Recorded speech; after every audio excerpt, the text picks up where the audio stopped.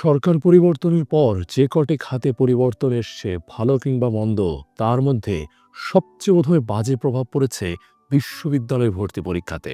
ইতিমধ্যেই যারা বিশ্ববিদ্যালয় ভর্তি পরীক্ষার্থী আছো, তারা তো যেয়ে বসেই আছো।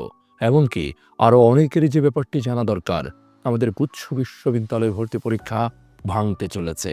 আমাদের জানা দরকার গত কয়েক বছর ধরে দেশে প্রায় 24টি বিশ্ববিদ্যালয়, কিছু কিছু বিজ্ঞান ও প্রযুক্তি বিশ্ববিদ্যালয় এবং কিছু কিছু ভালো মানের বিশ্ববিদ্যালয় একসাথ হয়ে 24টি বিশ্ববিদ্যালয় মিলে পরীক্ষা নিচ্ছিল গুচ্ছ বিশ্ববিদ্যালয় ভর্তি পরীক্ষা।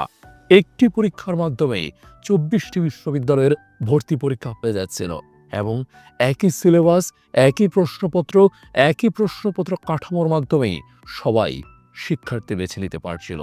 একজন শিক্ষার্থী একটি পরীক্ষা দেওয়ার মাধ্যমে, একটি ফর্ম কেনার মাধ্যমে বা একটা দিনে পরীক্ষা দেওয়ার মাধ্যমে 24টি বিশ্ববিদ্যালয়ের ভর্তি পরীক্ষাই একসাথে সম্পন্ন করতে পারছিল। কিন্তু দুঃখের ব্যাপার হলেও সত্য, এই বছর গুচ্ছ বিশ্ববিদ্যালয় ভর্তি পরীক্ষা থেকে ইতিমধ্যেই বেরিয়ে গেছে শাহজালাল বিজ্ঞান ও প্রযুক্তি বিশ্ববিদ্যালয়, বেরিয়ে গেছে জগন্নাথ বিশ্ববিদ্যালয়, ইতিমধ্যেই কুমিল্লা বিশ্ববিদ্যালয় বেরিয়ে গেছে, খুলনা বিশ্ববিদ্যালয় বেরিয়ে গেছে। অর্থাৎ মোটা দাগে বলা যেতে পারে 24টা বিশ্ববিদ্যালয়ের মধ্যে গুরুত্বপূর্ণ 4টা বিশ্ববিদ্যালয় বেরিয়ে গেছে। এবং বের হয়ে যাওয়ার এই প্রক্রিয়াতে ইতিমধ্যেই নাম লেখাতে চলেছে মাওলানা ভাসানী বিজ্ঞান ও প্রযুক্তি বিশ্ববিদ্যালয়, এছাড়াও ইসলামী বিশ্ববিদ্যালয় কুষ্টিয়া, তারাও ঘোষণা দিয়েছে তারাও এটিতে থাকতে যাচ্ছে না, তারাও এই ভর্তি প্রক্রিয়া থেকে বের হয়ে আসতে চায়। এই ভর্তি প্রক্রিয়া থেকে যদি তারা বের হয়ে আসে, বিশ্ববিদ্যালয়ের লাভ কি? শিক্ষার্থীদেরই বা সমস্যার জায়গাটা কোথায়? উত্তরটা জগন্নাথ বিশ্ববিদ্যালয়কে নিয়েই দেয়া যাক। জগন্নাথ বিশ্ববিদ্যালয়ে ভর্তি হতে হলে আপনাকে প্রথমে 100 টাকা দিয়ে একটা আবেদন ফি বা আবেদন প্রক্রিয়া শুরু করতে হবে, প্রাথমিক আবেদন প্রক্রিয়া। আপনি 100 টাকা দিয়ে প্রাথমিক আবেদন করবেন। এরপর আপনি যদি যোগ্য হন, তাহলে তারা নামের একটা তালিকা প্রকাশ করবে। সেই তালিকায় যদি আপনার নাম থাকে, তবেই আপনি আবার আবেদন করবেন এবং পরীক্ষা দিতে পারবেন। আর পরবর্তী আবেদন প্রক্রিয়াতে আপনাকে আবার গুনতে হবে 700 টাকা ফি। অর্থাৎ এই যে প্রথমবার আপনাকে 100 টাকা করে নেওয়া হচ্ছে, এই প্রথমবার 100 টাকা করে নেওয়া অনেক পরীক্ষার্থী পরীক্ষাতে কিন্তু বসতে পারবে না, কিন্তু 100 টাকা ঠিকই দিতে হচ্ছে। এবং ইতিমধ্যেই আমাদের দেশে প্রায় 1 লক্ষ শিক্ষার্থীর কাছে, ফর্ম বিক্রি করে ফেলেছে জগন্নাথ বিশ্ববিদ্যালয়। অর্থাৎ বলা চলে ভর্তি প্রক্রিয়া শুরু করতে না করতেই 2 কোটি টাকা চলে গেছে জগন্নাথ বিশ্ববিদ্যালয়ের ফান্ডে। এরপর 40,000 শিক্ষার্থী পরীক্ষা দিতে পারবে, তাদের কাছ থেকে আবার নেওয়া হবে 700 করে টাকা। বুঝতেই পারছেন জগন্নাথ বিশ্ববিদ্যালয়ের বিশ্ববিদ্যালয়ের ফান্ডে কত টাকা যোগ হতে চলেছে আলাদা পরীক্ষা নেওয়ার কারণে। ঠিক একই প্রক্রিয়া আয়োজন করতে চলেছে কুমিল্লা বিশ্ববিদ্যালয়। অর্থাৎ আপনি জগন্নাথে আবেদন করেছেন, এবার যদি আপনি কুমিল্লা বিশ্ববিদ্যালয়ে আবেদন করেন, তাহলেও আপনাকে আবার 100 টাকা দিয়ে প্রাথমিক আবেদন করবেন, অতঃপর আপনাকে 700 টাকা দিয়ে পুনরায় যদি আপনি যোগ্য হন আবেদন করতে হবে। বেশিরভাগ বিশ্ববিদ্যালয়ে এইভাবে 2-3 ধাপে আলাদা আলাদা করে ভর্তি প্রক্রিয়ার জন্য আপনাকে ফি জমাদান করতে হবে, তাদের ফান্ডে টাকা দিতে হবে, তবেই আপনি পরীক্ষা দিতে পারবেন। একজন শিক্ষার্থী এইভাবে আলাদা আলাদা করে কয়টা বিশ্ববিদ্যালয়ে টাকা দিবে? ইতিমধ্যেই দেশের প্রথিতযশা নামকরা বিশ্ববিদ্যালয় ঢাকা বিশ্ববিদ্যালয় আলাদা করে পরীক্ষা হবে। একজন শিক্ষার্থী চাইলে 3টা ইউনিটে পরীক্ষা দিতে পারবে। প্রতিটা ইউনিটের আবেদন ফি প্রায় 1,000 টাকার কাছাকাছি। তার ওখানেই অনেকটা টাকা খরচ হচ্ছে।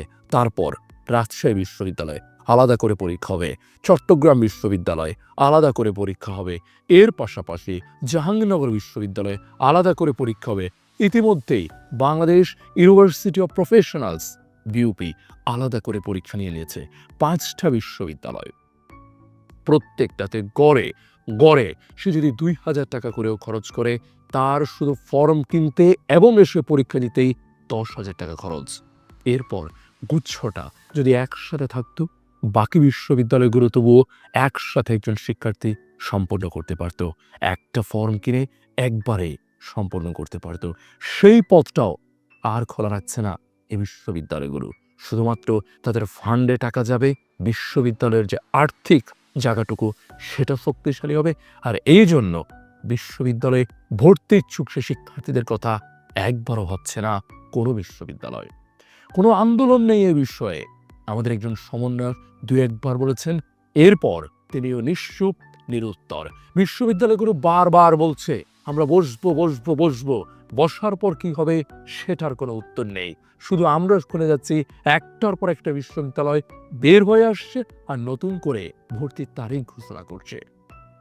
কি হয়, কি হয় এভাবে তারিখ ঘোষণা করলে?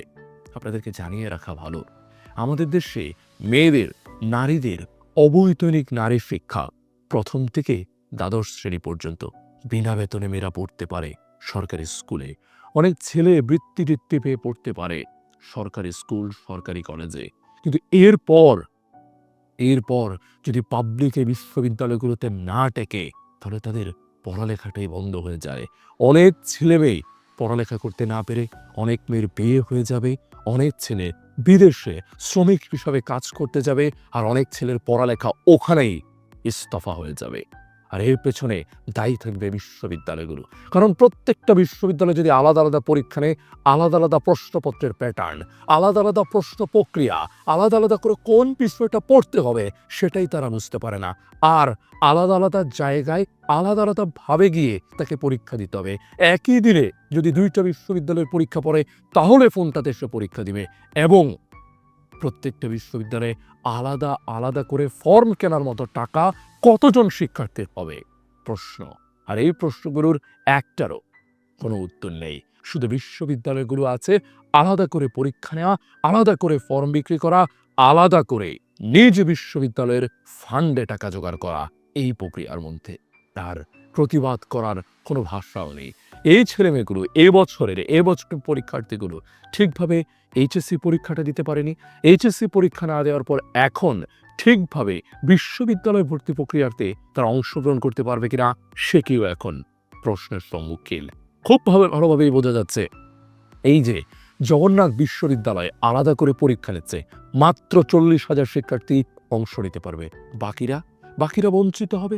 এই যে আগে আমাদের এই গুচ্ছ ভর্তি পরীক্ষায় সেকেন্ড টাইমাররা, দ্বিতীয়বার যারা পরীক্ষা দিত তারা সুযোগ পেত, আর জগন্নাথ গুচ্ছতে থাকার কারণে আমাদের সেকেন্ড টাইমাররা জগন্নাথেও ভর্তি হতে পারত। এবছর আর সেকেন্ড টাইমার কেউ জগন্নাথে ভর্তি হতে পারবে না।